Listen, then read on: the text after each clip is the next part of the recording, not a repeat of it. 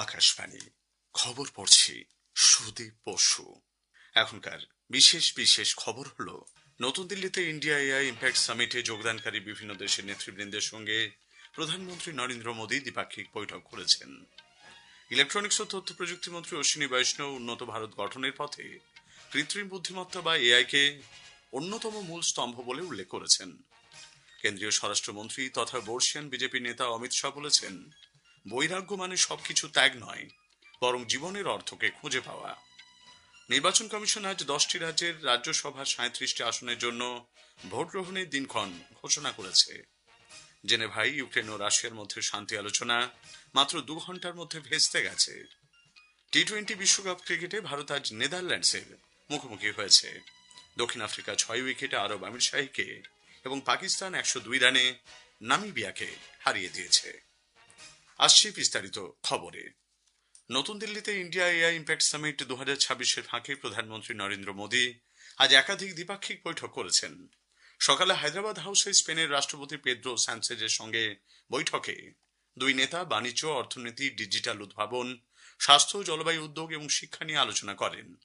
প্রধানমন্ত্রী মোদী ভারত ইউ সম্পর্ককে সমর্থনের জন্য স্পেনের প্রশংসা করেন। 2026 সালকে ভারত স্পেন সংস্কৃতি, পর্যটন এবং এআই বর্ষ হিসেবে উদযাপনের পরিকল্পনাও ঘোষণা করা হয়েছে। ফিনল্যান্ডের প্রধানমন্ত্রী অ্যান্টি পেত্তারি ওরপোর সঙ্গে বৈঠকে সুস্থায়ী উন্নয়ন, ডিজিটালাইজেশন, এআই গবেষণা এবং নৈতিক উদ্ভাবন নিয়ে আলোচনা হয়। দুই নেতা দায়িত্বশীল ও বুদ্ধিমত্তা নির্ভর এআই অগ্রগতির প্রতিশ্রুতি পুনর্ব্যক্ত করেছেন। তারা 6G, পরিচ্ছন্ন জ্বালানি, বায়োফুয়েল এবং সার্কুলার ইকোনমি নিয়ে সহযোগিতা বৃদ্ধির ব্যাপারে আলোচনা করেন। সার্বিয়ার রাষ্ট্রপতি আলেকজান্ডার ভুচিকের সঙ্গে বৈঠকে বাণিজ্য, বিনিয়োগ, এআই, ফিনটেক, শিক্ষা, কৃষি ও পর্যটন সহযোগিতা নিয়ে আলোচনা হয়। ক্রোয়েশিয়ার প্রধানমন্ত্রী অ্যান্দেজ প্লেনকোভিচের সঙ্গে বৈঠকে তিনি মানুষের সঙ্গে মানুষের যোগাযোগ নিয়েও আলোচনা করেন। এস্তোনিয়ার রাষ্ট্রপতি আলার কারিসের সঙ্গে বৈঠকে ডিজিটাল প্রযুক্তি সম্পর্কে জোরদার করার ব্যাপারে আলোচনা হয়। তারা ইউর সঙ্গে মুক্ত বাণিজ্য চুক্তির দ্রুত বাস্তবায়নের গুরুত্ব তুলে ধরেছেন। কাজাখস্তানের প্রধানমন্ত্রী ওলঝাস বেকতানভের সঙ্গে বৈঠকে কৌশলগত অংশীদারিত্ব, বাণিজ্য, প্রতিরক্ষা, জ্বালানি এবং উদীয়মান প্রযুক্তি নিয়ে আলোচনা হয়েছে। ভুটানের প্রধানমন্ত্রী শেরিং টোবগের সঙ্গে বৈঠকে জ্বালানি সংযোগ, উন্নয়ন, অংশীদারিত্ব এবং এআই সহযোগিতা নিয়ে আলোচনা হয়। দুই নেতা ভারত ভুটান সম্পর্ককে আরও দৃঢ় করার প্রতিশ্রুতি দেন। এর আগে সকালে প্রধানমন্ত্রী মোদী গুগল সিইও সুন্দর পিচাইয়ের সঙ্গে সাক্ষাৎ করেন। ইলেকট্রনিক্স ও তথ্য প্রযুক্তি মন্ত্রী অশ্বিনী বৈষ্ণব আজ ভারতের ম্যানুফ্যাকচারিং ইঞ্জিনিয়ারিং প্রযুক্তিতে কৃত্রিম বুদ্ধিমত্তার অগ্রাধিকারের দিকটি তুলে ধরেছেন। নতুন দিল্লিতে অনুষ্ঠিত ইন্ডিয়া ইম্প্যাক্ট সামিট 2026-এ শিল্প নেতৃবৃন্দ, আন্তর্জাতিক শিক্ষাবিদ, নীতি নির্ধারক এবং প্রযুক্তি বিশেষজ্ঞদের সঙ্গে বৈঠকে তিনি বলেন, উন্নত ভারত গঠনের পথে কৃত্রিম বুদ্ধিমত্তা অন্যতম মূল স্তম্ভ। Our Honorable Prime Minister Shri Narendra Modi ji for giving us this vision of involving the youth in the responsible and ethical use of AI. It is his vision that inspired us to reach out to the colleges, speak to the faculty members, speak with the students and request them to take this pledge of using AI as a tool good for society, as a technology which helps us improve our lives and make sure that the use is ethical and good. Shri বৈষ্ণব আজ AI for manufacturing engineering technology AI made শীর্ষক একটি নথি প্রকাশ করেছেন। এতে উৎপাদন এবং সংশ্লিষ্ট ভ্যালু চেইনে এআই সংযুক্ত করার কৌশলগত দিশানির্দেশ তুলে ধরা হয়েছে। এস্তোনিয়ার রাষ্ট্রপতি আলার কারিস বলেছেন, কৃত্রিম বুদ্ধিমত্তাকে দায়িত্বশীলতার সঙ্গে পরিচালনার জন্য সঠিক শিক্ষা অত্যন্ত গুরুত্বপূর্ণ। আজ নতুন দিল্লিতে ইন্ডিয়া এআই ইম্প্যাক্ট সামিটে অংশ নিয়ে তিনি বলেন, গণতন্ত্রের মূল কথাই হল তথ্য এবং প্রযুক্তি বিষয়ে নাগরিক সচেতনতা।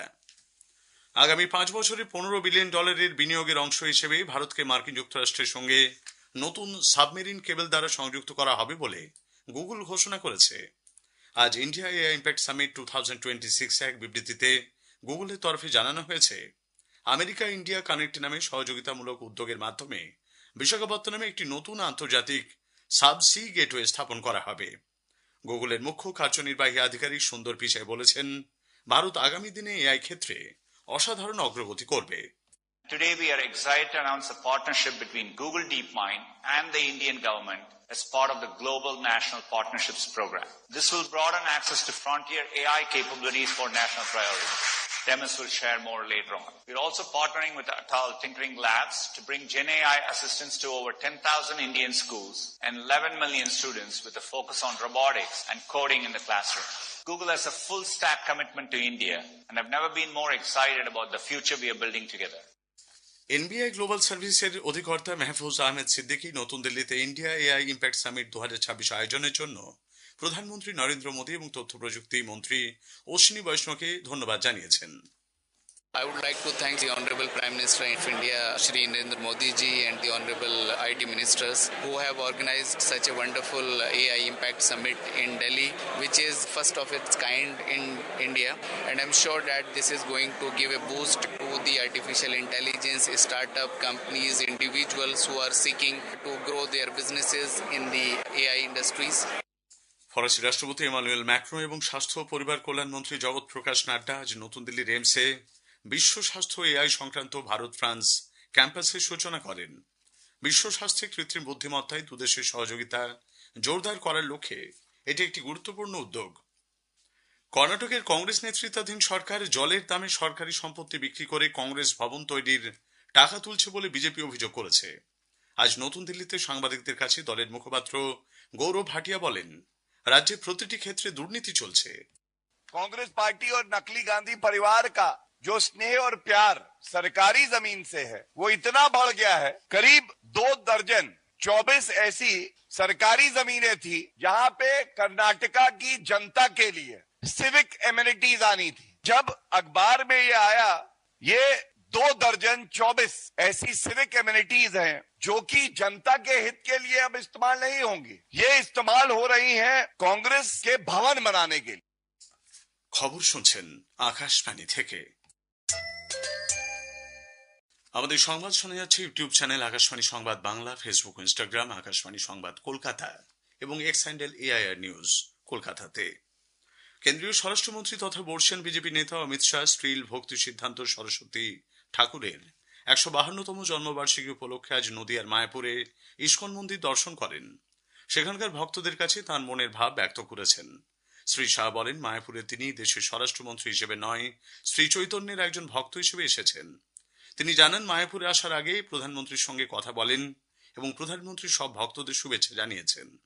শ্রী চৈতন্য মহাপ্রভু ভক্তি আন্দোলনের যে সূচনা করেছিলেন তাকে এগিয়ে নিয়ে গেছেন প্রভুপাদ শ্রীল ভক্তি সিদ্ধান্ত সরস্বতী ঠাকুর। इस्कॉन आंदोलन को पूरे विश्व में फैला हुआ देख रहे हैं तो भक्ति वेदांत प्रभुपाद जी और उनके प्रेरणा स्रोत भक्ति सिद्धांत प्रभुपाद जी, ये दोनों के जीवन का ही सारा कर्म फल है कि आज इस्कॉन पूरी दुनिया में फैलकर सनातन धर्म की ध्वजा को पूरी दुनिया में पहुंचा रहा है। তিনি মতুয়া সম্প্রদায়ের 2 গুরু হরিচাঁদ ঠাকুর এবং গুরুচাঁদ ঠাকুরের প্রসঙ্গ উল্লেখ করে বলেন, তারাও গোটা বিশ্বে ভক্তি আন্দোলনকে ছড়িয়ে দিয়েছেন। নির্বাচন কমিশন আজ 10 রাজ্যে রাজ্যসভা 37টি আসনের জন্য ভোট গ্রহণের সূচি ঘোষণা করেছে। আগামী 26শে ফেব্রুয়ারি এই নির্বাচনের জন্য আনুষ্ঠানিক বিজ্ঞপ্তি জারি করা হবে। মনোনয়নপত্র পেশ করা হবে 5ই মার্চ পর্যন্ত। 6ই মার্চ জমা পড়া মনোনয়নপত্রগুলি পরীক্ষা করে দেখা হবে। নাম প্রত্যাহারের শেষ দিন 9ই মার্চ। 16ই মার্চ ভোট নেওয়া হবে। নির্বাচন কমিশন সূত্রে জানা গেছে, সকাল 9টা থেকে বিকেল 4টে পর্যন্ত ভোট গ্রহণ চলবে। ওই দিনই বিকেল 5টা থেকে ভোট গণনার কাজ শুরু হবে। জেনেভায় ইউক্রেন এবং রাশিয়ার শান্তি আলোচনা আজ মাত্র 2 ঘন্টার মধ্যে ভেস্তে গেছে। ইউক্রেনের রাষ্ট্রপতি ভলোদিমির জেলেনস্কি এই আলোচনা চালানোকে কঠিন বলে উল্লেখ করে রাশিয়াকে দায়ী করেছেন। জেলেনস্কি বলেন, রাশিয়া চায় না 4 বছরের লড়াই শেষ হোক। টি-20 বিশ্বকাপ ক্রিকেটে ভারত আজ গ্রুপ পর্বের শেষ ম্যাচে নেদারল্যান্ডসের মুখোমুখি হয়েছে। আহমেদাবাদের নরেন্দ্র মোদী ক্রিকেট স্টেডিয়ামে টসে জিতে ভারত প্রথমে ব্যাট করছে। শেষ পাওয়া খবরে ভারত 4 ওভারে 1 উইকেটে 35 রান করেছে। আজ অন্য ম্যাচে নতুন দিল্লির অরুণ জেটলি স্টেডিয়ামে দক্ষিণ আফ্রিকা 6 উইকেটে সংযুক্ত আরব আমিরশাহীকে হারিয়ে দিয়েছে। অন্যদিকে কলম্বোতে গ্রুপ পর্বের ম্যাচে পাকিস্তান নামিবিয়াকে 102 রানে পরাজিত করেছে। শেষ করার আগে খবরের বিশেষ কিছু অংশ আরও একবার। নতুন দিল্লিতে ইন্ডিয়া এআই ইম্প্যাক্ট সামিটে যোগদানকারী বিভিন্ন দেশের নেতৃবৃন্দের সঙ্গে প্রধানমন্ত্রী নরেন্দ্র মোদী দ্বিপাক্ষিক বৈঠক করেছেন। নির্বাচন কমিশন আজ 10 রাজ্যে রাজ্যসভার 37টি আসনের জন্য ভোট গ্রহণের সূচি ঘোষণা করেছে। খবর শেষ হলো।